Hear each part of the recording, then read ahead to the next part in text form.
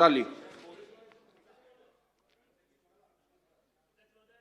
अध्यक्ष महाराज, आपण अनेकदा सूचना करता हा 17 डिसेंबर 2015 रोजी उत्तरित झालेला तारांकित प्रश्न आहे।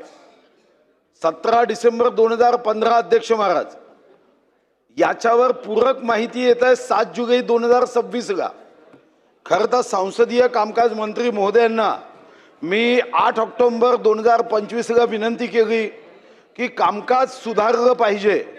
शेवटी अध्यक्ष महाराज, मी येताना ते गाणं होतं, कुछ भी नहीं रहता दुनिया में लोगों, रह जाते सिर्फ विधानसभा के नियम।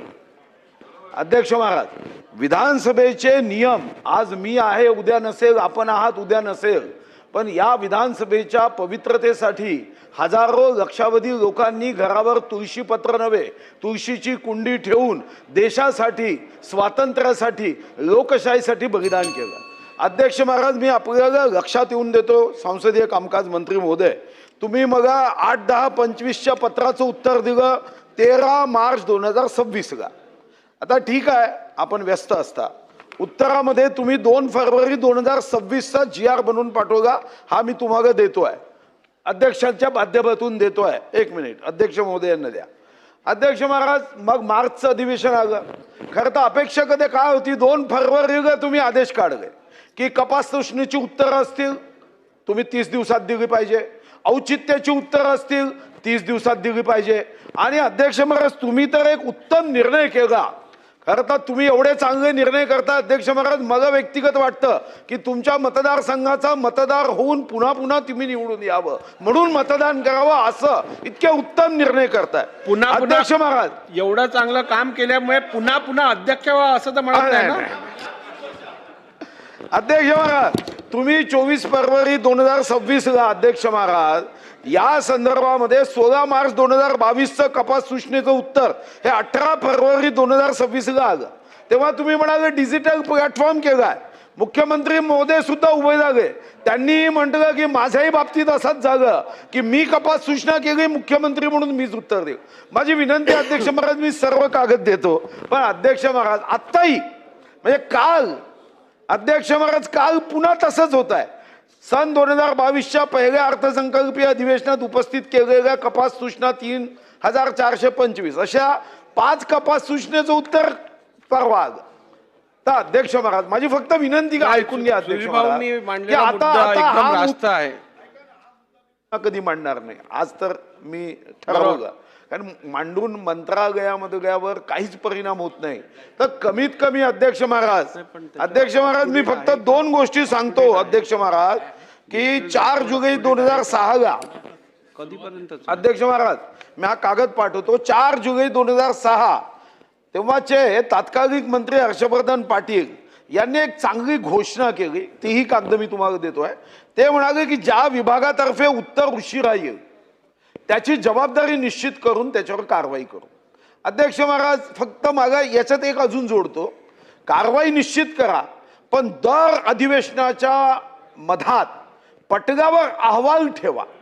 आता डिजिटल प्लॅटफॉर्म होईल तेव्हा होईल, पण कमीत कमी पुन्हा अध्यक्ष महाराज विधानसभेला इतकं सहज, सोपं, स्वस्त असं कोणी समजून घेऊ नये, ही माझी आपल्याला आग्रहाची विनंती। आपण उत्तम काम करता म्हणून, नाही तर मी प्रश्नही मांडला नसता, पण तुम्ही जी संवेदनशीलतेने काम करतात, तुमच्याकडून अपेक्षा आहे की विधानसभेचं कामकाज हे धारदार व्हावं, बोथट होऊ नये।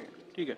सन्मान्य सदस्य सुधीर मुनगंटीवार साहेबांनी इकडे जो मुद्दा मांडलाय तो अत्यंत रास्त आहे। शेवटी एक लक्षात घ्यायला पाहिजे की आपल्या संविधानिक व्यवस्थेत विधिमंडळाला एक विशिष्ट स्थान आहे आणि विधिमंडळावरती ही जबाबदारी आहे की शासनाकडनंच म्हणजे कार्यकारी मंडळाकडनं त्यांनी केलेल्या कार्याचा पूर्ण हिशोब आणि त्यांनी केलेल्या कार्याबद्दल प्रश्न हे विचारायचे अधिकार हे संपूर्णपणे या विधिमंडळाला आहेत।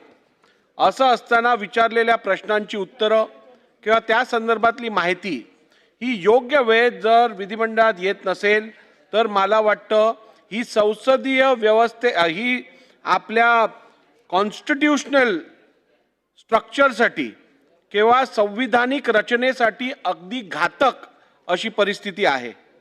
आणि या परिस्थितीवरती सुधार आणण्यासाठी आपल्या सर्वांनाच माहिती आहे की आपण विधानसभेच्या कामकाजासंदर्भातला एक डॅशबोर्ड निर्माण केलेला आहे. तो अपडेट करायचं काम चालू आहे. मला वाटतं या अधिवेशनानंतर पुढच्या अधिवेशनापर्यंत तो संपूर्णपणे कार्यान्वित असेल आणि त्यावरती जेवढे प्रश्न झाले आहेत त्याच्यावरची अधिक माहिती जी यायची आहे, प्रलंबित आहे किंवा इतर आश्वासनं जी सभागृहात दिली गेली आहेत, सभागृहातल्या कामकाजाविषयात ज्या प्रलंबित बाबी आहेत, या सगळ्याची माहिती त्या डॅशबोर्डवरती उपलब्ध असणार आहे.